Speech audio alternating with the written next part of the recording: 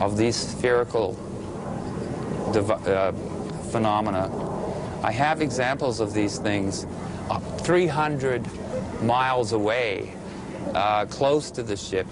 So I feel there's enough there to I didn't want to freak out the You felt that there might have been a bit much.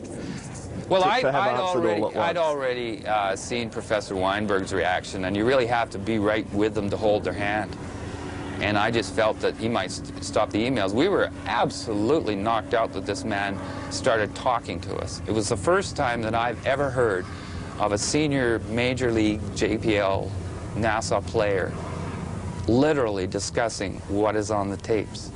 There's an example of the tether, which is a 12-mile-long electrical, $100 million satellite controlling an electrical experiment. Yes, I'm not a scientist. I apologize for that, but you know, I'll get you these details. But this tether, they are busy showing us from the moment it broke to the moment it's 300 miles away. And at every point... It broke? Yes, mysteriously it broke just in the right place. If it broke a little bit too close to the shuttle, it would have taken the shuttle out. If it had broken a little further on, it would have maybe destroyed the wing or something, you know? Because you hear the astronauts say, well, it couldn't have happened in a better place, you know? And then, just to continue on the distance, as these things started swarming it, and as this thing drifted away, they're continually showing us, or NASA, I guess, you know, through the downlink, this $100 million satellite. And the phenomena followed the satellite. This is the second, the spherical phenomena. The spherical phenomena. And are NASA commenting on these things as this is happening? Oh, at one point they asked, and the astronaut says, well, it's a little bit of debris or something, like you'd think he'd know, that follows us around, sort of. That's, you know, it wasn't like, oh, this is this. And then they dropped it. There's a few of these things in the footage, or are there a lot of them? There's more than a lot. If you've ever seen a hornet's nest after you've thrown a rock at it, you know, that's what it's like. And how do you count the hornets? So they're all going in different directions. And I use tricks like fast forward, because when you go in fast forward, if they're all stars, they all go in the same direction. You know, these things are all moving. But what was very interesting is they're saying, how far is the tether? Well, the tether is now 100 miles. And they zoom with their incredible zoom in on it. And you see some of these spheres in front of the tether, and some of absolutely clearly, no problem at all, they're behind the tether. And if the tether's 12 miles, and these are half the size of the tether going behind it at 100 miles away, they're not specks of ice. Well, even for me, I find it hard to believe that they could be crystals then if but again, I'm merely saying that, you know, I'd like that I'm just saying what they can't be. I've never heard of a 6-mile ice crystal that's spotted crystal clear 100 miles away, you know, etc. So there's hundreds of those examples. Then they've called them on the different videos. One time they said they were shooting stars and meteors. Then the same phenomenon appears on the next flight, and it's ice crystals. And then the next phenomenon appears on the next flight, and it's debris. You see what I mean? They've already established it on STS-70-something that it's... I seem to remember something about fireflies at one stage from a long time ago. I believe this spherical phenomena first appeared to John Glenn as early as 1962. And he did, and it continued. We have documentation from various publications that shows that they know clearly. They didn't have an answer for 3 to 4 space flights. They had an answer to what, you know, the blue haze around the Earth is. You know, it's they had an answer to just about everything else.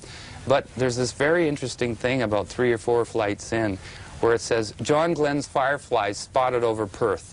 They're still calling them John Glenn's fireflies. And we have an astronaut making the comment on the 25th anniversary of the moon flight.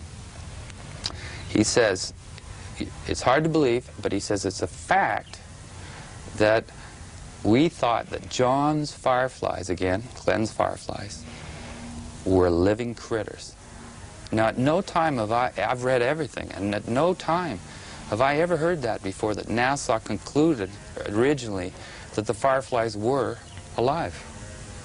So they were still calling them John Glenn's fireflies 4 flights in. There's another interesting thing. If you look at John Glenn's original photos, which I have, which he bought a camera at a Cocoa Beach drugstore, even though the shuttle, or the whatever capsule, I've forgotten, even though they had a camera on that, he took his own. And when he saw the fireflies, and it's all documented, and it's even in the movie The Right Stuff, he holds the camera up while the fireflies are above his head, and he says, "I better film or you guys are going to think I'm nuts." And when you see those pictures, and you see the pictures of the shuttle today and the Mir, you see the same phenomena. Sounds like it might be spherical.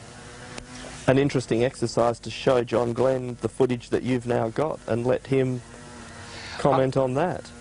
I challenge NASA, JPL, Story Musgrave, astronauts, and especially James Hoberg to debate me. Because it's one of those situations where if they haven't done the homework I've done, and they don't have the video I have, and they haven't done the research, and that they don't have a chance. I wouldn't be able to downlink what I got. I wouldn't be able to find the things I found and do it consistently like I have been able to do if NASA really wanted to hide it. Although you did mention to me, Martin, that they shifted a satellite at one stage, or... Yes, they've done some shifty things, and there are military people as well as the non-military people. For instance, there's a flight I have where it's basically the entire flight was the control room except for the spacewalk. The spacewalk was to test the new backpacks, and it's a famous walk because the fellow flipped around, the astronaut flipped around and couldn't stop. So that's what made the news. But if you look at the whole spacewalk, and everybody in the media had the chance, there's a point where he says, "There's not, Mark, will you look out there? There's an object right in front of you." And the military fellow says, "I don't know what you're talking about." Now just think to yourself, if I said there's a bee about to sting you, wouldn't you go, "I wonder where that is," or something other than, "I don't know what you're talking about"? First of all, what do you mean you don't know what I'm talking about? If I'm in outer space and I'm flying around and my partner says there's an object in front of you, I wouldn't say, "I don't know what you're talking about," and then his next line is, "Never mind." And then the third astronaut says, "Am I missing something?" And he says, "Don't worry, the lens filter came off," now confirming the size and how close it must have been. Going, and it's flying off at 10 o'clock and 11 o'clock. Now, when they first mentioned the object, the shuttle camera, you couldn't see it. So I wasn't looking for it. They drew my attention to it. I looked, and there the object emerged. And the third thing he's saying to the third astronaut is, "Don't worry about it. Don't worry about it." You know, it's the camera filter. And then he even confirms, off 10, 11 o'clock, 10, 11 o'clock, you know. And then there's a pause, and the control room below tells him to stay vector. Shut up. Stay on course. Continue with what you were supposed to do. And then they continue as if nothing happened. As if nothing had happened.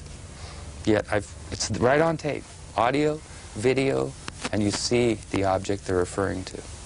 So, but my point was they didn't hide that from me. They're challenging us to find it. And my only question is, how come there aren't more of us out there finding it?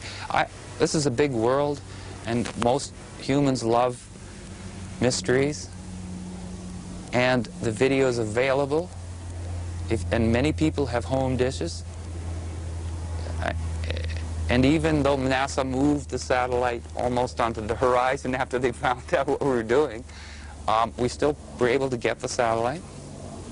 I just don't see, I've had no agents at my house. I've communicated with the Canadian Space